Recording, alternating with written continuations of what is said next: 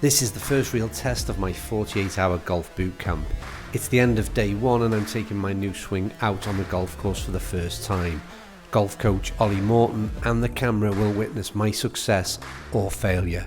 Oh, and did I mention, I'm doing it all with a full bag of hybrids from 11 Golf. Right, you've heard from the introduction exactly where we're at, or where I'm at least in this process. This is episode 3. Ollie's going to join me out on the golf course where in reality, it sort of gets real, doesn't it? Because the range is a controlled and a confined space. This is it. You've got no repetition, right? You've got one time to get it done. That's it. Yeah. I mean, that's it. No excuses now, is there? There's no there is a reload, but not in a positive way. Yeah. So we're going to step onto the golf course. We're starting off by, we'd assume, a driver with where I'm looking at. Let's see where we get on. Let's see if I can take what has happened so far from inside the driving range. We've had all kinds of kit on so far. I've got to hit some balls on the course and see if it's working. There's a slight nervousness when you've got to hit it for real on the course, isn't it? Precious for tyres. This is you're all good. Okay. This shot's made for your draw. Look, you've got the wind off the right. Yeah. Can sling it off that furthest right bunker. Well, that's what I'm thinking. I'm thinking target line sort of down the middle. Yeah. With my, club path towards the bunker. Yeah. Does that make sort of sense? Do you think? Yeah. Get that thing starting down that right and bring it back. Love it. Okie doke.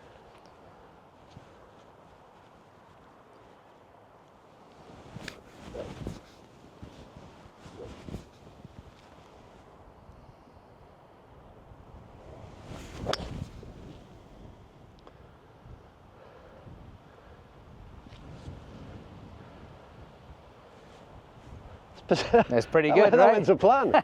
I got it a little bit heavy, but in terms of ball flight, we got it moving from right to left. It started at the bunker and finished in the middle. Absolutely. I mean, it's literally on the centre line. And I guess the important question to ask here is where was your focus and attention, and how? Yeah, good point. So back to my attention span is sort of around here. Yeah. I like this idea of, I go back to episode 1, the tennis racket feel, which is different, but a great thing for me to do as a pre-routine, just sort of feel that tennis racket. Yeah. And then it's aligned to my target line, but then visualize a stick that is somewhere, Nice. over here, and try and send the club head out, or ball rather, out towards that line. Interesting. We've got like an emerging kind of fairly kind of narrow external focus coming up. Yeah. And if we sit down your leg, so if you could scale that or score it, say, out of 10, say 1 you were really absorbed, or 1 you were thinking about the price of fish, Yeah.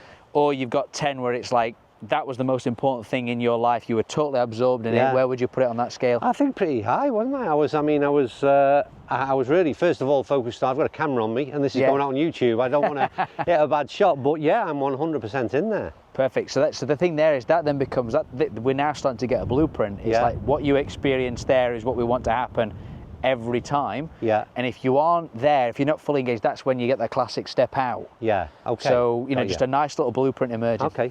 The interesting thing for me as well is at no point was I concentrating on the bunker, the sort of the rough on the right. It was all about just a small area, which again for me I think takes away all the negativity, which is things like out of bounds and hazards and all them things, which sometimes can sort of dominate the brain as well. Well, it's as we spoke about in episode 2, wasn't it? It was about those distractions. Yeah. So when you're out here, now you're putting to the test. Now it's like, you've got all these, so you've got all these distractions vying for your attention. Yeah. But the nice thing there is that you're able to get rid of those because you focused on what was beneficial to you, not was detrimental. Can we quit now and go in and call it a success, or have we got to hit some more? A few more That's left. not success yet. Interesting thing here is just I'm going to have to get a little bit to grips with how far I hit each one of the hybrids, because that's fairly new to me. But we're going to go 7 hybrid. Yep. So for me, I mean, I'd probably target line, it'd be the bunker as long as I cover it with the sort of flag as being there. Is that too risky? No, I think it brings up a good point, because obviously we've got a right pin. Yeah. Wind behind, so obviously it's going to knock the flight down a little bit. Yeah. So obviously we're developing this draw shot. So this is where these scenarios where it comes an important point to make, that if that shot isn't appropriate, you can still go back to what you were doing. That's it. So it's a case. But if we're going for it, the last thing we want to be is left. Yeah. So short and right here is not a bad shout. So it's almost, I would say. So I can go for it then a bit more, do you think? Yeah, I think actually almost kind of. Yeah. We almost, to the shot outcome, we want to be in between, or so over the top of the bunker. Yeah. So we're in between the bunker and the flag. Right, okay. So I think that's probably the shout. So gunning it down at the flag, maybe bringing it back is a great shout.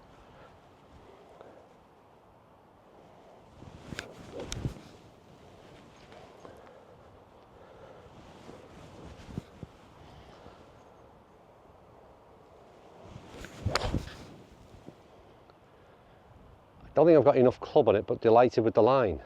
Yeah, I thought so.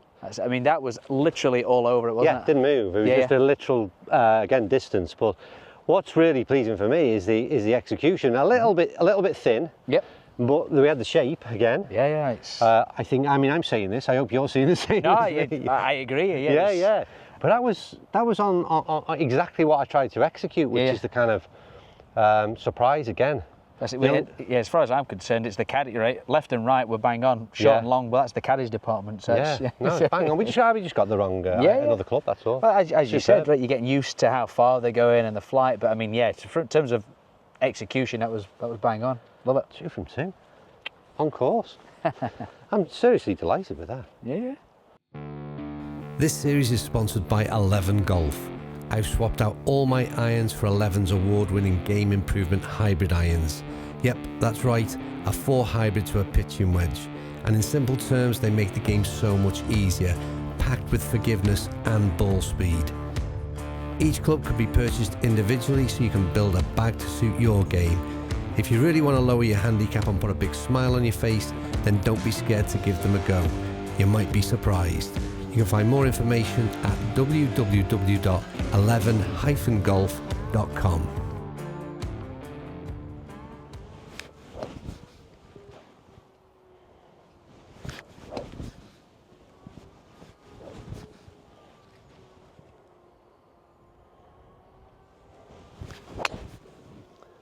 Oh, I think I could turn pro at this rate. Oh my God, that's the best drive of it in years. Getting dangerous. Oh, it's such a great feeling on golf, isn't it? When it goes, to plan. That's what keeps us coming back, right? Oh my God, feels fantastic. I think it's only just stopped rolling, or that might be a bit of an exaggeration. In my head, it has anyway. I was just talking off camera there to this tee. One of the things I've always struggled with, and I talked about it when I did this thing early on in the year, is kind of like practice with purpose. And you talked about what we're doing here is it's not a lesson, it's coaching, and and how you take what you're learning in your sessions. And I feel like I've got something already to go to the range with. Well, this is it, isn't it? To that point, isn't it? This is coaching. It's not a lesson. So what we're looking at here is we've had a really good diagnosis about what you were doing and what we want to achieve. You've now got a clear idea about how to progress and how to achieve that. So 1, we've got it written down, and 2, we've kind of worked it out as well on the range here. Yeah. And then that way, you can layer that in. So you as the player, you getting, it's not just say a swing position. You've got a ball flight to refer to. So we've got a skill. Yeah. We've then got movements and positions that if you've got that flight, you're doing them. Yeah. The idea there is that you've got a robust support mechanism to help you transfer what we were doing in the range, so you're not just left there going. So you do that where if I left you and I sent you a video, and if I was communicating with you in a coaching period of time, whatever that is, you'd analyse and say, and you're maybe doing this again or you're doing that again. That's how it works, isn't it? Yeah, absolutely. Because I think that for me, proper coaching is, how do you know you're doing the exercises correctly? Yeah, that's the fear. That's it. So you go away from here in a couple of weeks' time, life gets busy, work gets busy, etc. Yeah. How do you know you're doing it the way you want to do it? Well, I'm there, I should be on hand to be able to help you, even though geographically we might not be there. Okay. So I think that's a really powerful thing that we can utilise technology to help keep it going. Brilliant. Well, what I'll do, I'm going to put lots of information within all of these videos about how you can contact Ollie and his company. And I'd also like, it may be worth making a shout, I think this 48-hour intense boot camp, as I've called it, has got real potential. I've spoke to Ollie about the potential of offering this to viewers. If you are interested, you think this could be something you might want to participate in, just drop me an email. Email on screen for you now, and let's just see where if we could perhaps do something like this as a group session in the future. But right now, is this a par 5? Yep. I'm going to be going for the green in 2 here. Yeah, Let's go. We've got 230 all. Okay. Is that to the front, is it? That's 230 to the front, so you're playing about 243. And uphill as well, really, slightly uphill. Yeah, so we're adding about 4 yards up, so yeah, what's that, 244, 247? I mean, I must admit, I'm not fancying this 3, I'm not fancying the 3-wood off the deck. Okay. But I mean, maybe, what about playing this in, I don't know, maybe taking off like an 8 or a 9 iron? Well, we could do, I mean, because what's the stroke index is 7. Yeah. So you are stroking, so I get a shot, yeah. what we could do is we can be smart here, because when you're stroking, your green and reg is actually 4 shots here. With par 5, it's 4 shots, not 3. Yeah. And if you're not feeling it for whatever reason, it's about understanding the options. So option is, well, what you're thinking initially, what's the first option? Well, I mean, if I hit an 8 iron, gorse line, turning it left and leaving myself on that side of the fairway, Yep. I should have a wedge in. Well, yeah, and the thing is there, so, I mean, well, what yardage would you really want to leave yourself? I want to leave about 100, 110, I think, that pitching wedge. So that's your pocket? Yeah. Okay. So I'm thinking an 8 iron might give me 140. Yeah. Absolutely, and again, because we've got wind behind, it's knocking it down. It's an 8 or a 9, but I think I'd be comfortable. I mean, the confidence level would change with, it's an 8. And an important point when we're going through these changes, yeah, if you've got doubt, i.e. lack of commitment, obviously, as we mentioned here, we're trying to put all our attention on this start line, and so if you're sprinkling in club choice, that's another distraction. Yeah. So if you're feeling, for whatever reason, you're in that situation, you're like, I'm just not feeling this, that's a distraction, it's going to take me away from the engagement of the start line, eliminate it, and that's your shot choice. Then. Right, let's go with that. I'm going to go over that bunker. I think that's a bunker, isn't it, up here? Yep. Over that bunker, but I still want to try and leave it right of centre. Yep. For the next one.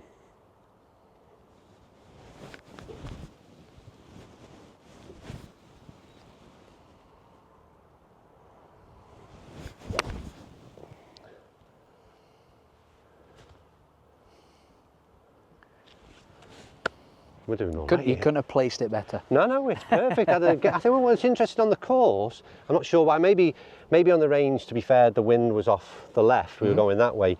The wind's perhaps just helping me a bit with that shot shape as well, isn't it? Which is giving a little bit of draw shape. You've done well to wait till now to kind of just, because I think I was waiting for the wind thing to come up, but no, this is all you, Andy. It's just your genius that's emerging. Yeah, no, I took all the credit until now. No, so you don't be the classic golfer of kind of, don't do it. We need to be absolutely irrationally positive. Absolutely, that's what we need. And that's not normally me, to be fair.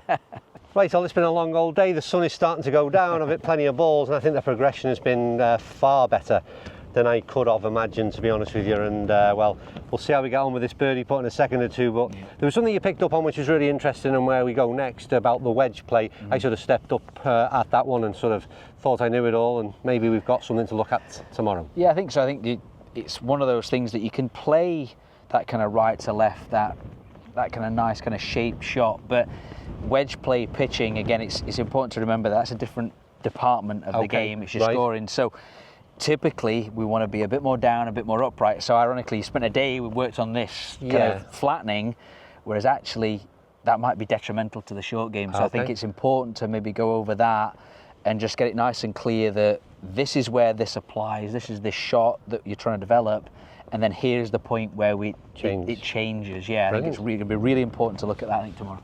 Brilliant. Well, I think, to be honest with you, I'd have certainly, I would have fell into the trap of, I would have been trying to execute the same shot with every club.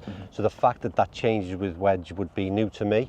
So again, but it's a great progression for us into tomorrow, into that scoring zone where traditionally it's a weak part of my game as well. So if you can get me in and off the tee, the mid irons have been going in. Now you just need to get that short game going. This is it. This is the boot camp, and rest up tonight because we're going all again tomorrow. Again, well, I'll see you in the morning. I'll see you all next week, and hopefully enjoying this and picking something up from it yourselves. And don't forget, any interest in a 48-hour boot camp in the future, then drop me an email, and we'll see. We could all be undertaking our lessons from Ollie. I hope it goes as well tomorrow. I'll see you soon.